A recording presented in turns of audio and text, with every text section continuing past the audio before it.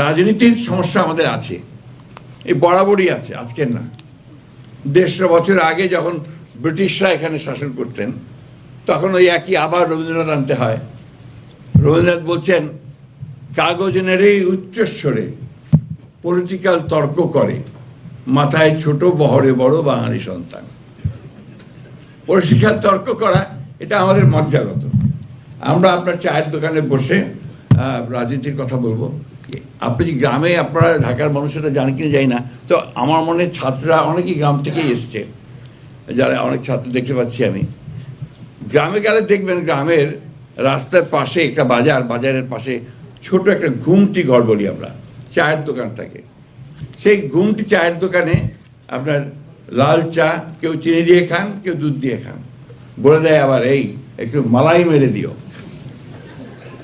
তো ওই দোকানটা থেকে দেখবেন দুটো ভাগ হয়ে আছে, দুটো বেঞ্চ আছে। একটা বেঞ্চে আওয়ামী লীগের লোকেরা বসে, আরেকটা বেঞ্চে বিএনপির লোকেরা বসে। আমি সত্য ঘটনাটাই আপনাদের সামনে বলছি।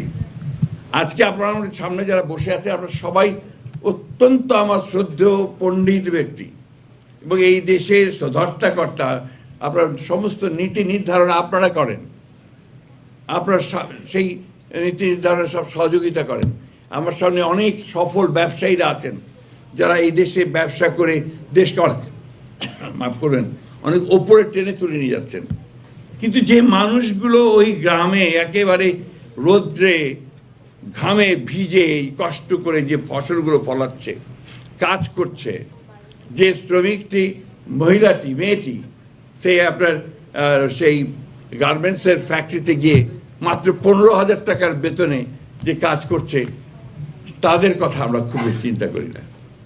আমার কাছে মনে হয় এদের কথা যেদিন আমরা সত্যিকার অর্থেই ভালো করে চিন্তা করব এবং সফলভাবে চিন্তা করব, তাদের উন্নয়নের জন্য চিন্তা করব, তাদের কি করে একটা ঘর, একটা বাচ্চার অসুখ হলে তার চিকিৎসার ব্যবস্থা, তার লেখাপড়ার জন্য একটা স্কুলের ব্যবস্থা করতে পারবো, সেদিনই বোধহয় আমরা একটা সত্যিকার অর্থেই একটা সমৃদ্ধ বাংলাদেশ দেখতে পাবো।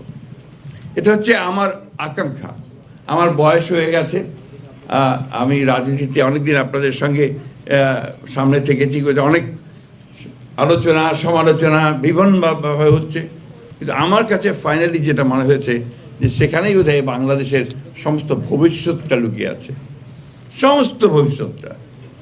যে আমি অত্যন্ত আশাবাদী, আমি বিশ্বাস করি যে আমরা সবাই যদি আজকে এইটুকু বুঝতে পারি যে আমাদের দেশটা আমাদের, এর ভবিষ্যৎ আমাদেরকে নির্মাণ করতে হবে। ওই আমেরিকা থেকে এসে ট্রাম্পও তৈরি করে দেবে না, বা আপনার চীন থেকে শি এসেও ওটা করে দেবে না, অথবা ভারত থেকে মোদিও আমাদের ধাক্কা দিয়ে কিছু করতে পারবে না। এই যে বিষয়গুলো, এটা আমাদের মধ্যে, আমাদের মনের মধ্যে, আমাদের অন্তরের মধ্যে গেঁথে নিতে হবে, গেঁথে নিতে হবে। আমাকে সাংবাদিক ভাইরা, একটা অভ্যাস আছে আমাদের সাংবাদিক ভাইদের, এটা ভালো না খারাপ আমি বলতে চাই না, ওনারা শুধু ঝগড়া বাজিয়ে দিতে চান। আপনার দেখবেন টকশোতে যারা অ্যাঙ্করে কাজ করে, ওর কাজ হচ্ছে শুধু ঝগড়া লাগিয়ে দেওয়া। আমার কাছেও আমার সাংবাদিক ভাইরা আমার খুব প্রিয়, তারা অত্যন্ত একেবারে ছোটো ভাই মতো। আমার কাছে এমন একটা বিষয় পাঠিয়েছে যেটা নিয়ে কথা বলতে বলেছে, কিন্তু আমি তাদের হতাশ করছি যে আমি সেটা নিয়ে কথা বলবো না, কারণ আমি এটা বলতে চাই না। বাংলাদেশে অনেক রাজনীতি আছে, এটা একটা, এর জন্মটাই হয়েছিল আপনার বহুত্ববাদের মধ্য দিয়ে। এটা আবার অনেকে ভুল বোঝাবুঝি করেন, মানে বহু চিন্তার মধ্য দিয়ে অনেকগুলো চিন্তা এসে এক জায়গায় আসে। আমরা বাংলাদেশের স্বাধীনতার সময় যখন লড়াই করি, তার আগে সেই সময় আমাদের নেতা অনেকেই ছিলেন, অত্যন্ত অত্যন্ত বড় বড় নেতা। মৌলানা আব্দুল হামিদ খান ভাসানী, হয়েছেন শহীদ তরবারদি, শেখ মুজিবুর রহমান, আমাদের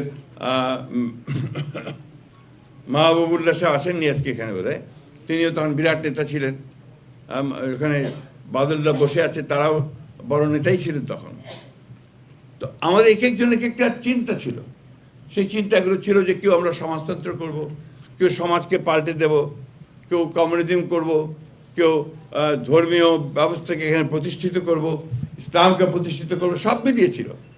তারপরে যুদ্ধ শুরু হয়েছে, তখন কিন্তু আমরা সবাই এক হয়েছি, এক হয়ে সে লড়াইটা লড়েছি। আজকে 24-এও সে একই ঘটনা ঘটেছে, বিভিন্ন চিন্তা ভাবনা নিয়ে আমরা এসেছি। যেদিন ছাত্রদের উপরে গুলি শুরু হয়েছে তখন কিন্তু সবাই নেমে এসেছে রাস্তায়, ঠিক না? তো আজকে সেই একইভাবে আসুন আমরা সবাই এক হয়ে যাই। আমরা সমস্যা আছে, সমস্যার সমাধান হবে, ইতিমধ্যে অনেক দূরে গিয়েছে। আমি প্রফেসর ইউনূস সাহেবকে ধন্যবাদ জানাতে চাই যে তিনি দায়িত্ব নিয়েছেন, আমার বিশ্বাসও আছে যে তিনি সফল হবেন। আমরা আসুন আমরা সবাই মিলে তাকে সাহায্য করে, আমরা নিজেদেরকে সাহায্য করে আমরা সঙ্গে। তবে একটা কথা খুব জোর দিয়ে বলতে চাই, গণতন্ত্রের কোনো বিকল্প নেই।